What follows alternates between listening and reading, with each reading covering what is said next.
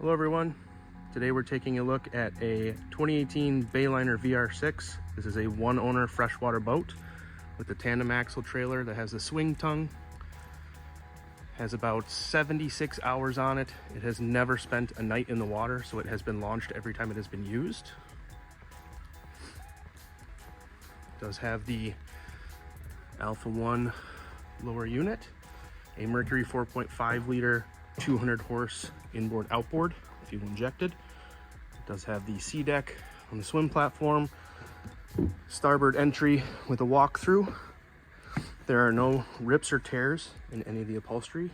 The interior is in fantastic shape. You do have the port side, forward, aft, or bench seating, tilt steering wheel, ergonomic binnacle on the starboard side there. Does have the Bluetooth connection radio, along with a pretty big storage space over on the port side, and a massive bow space that does have filler cushions to turn into a giant daybed chaise lounge area. It does have bow and cockpit covers included. Schedule your showing at 920-746-8200 to come up and take a look.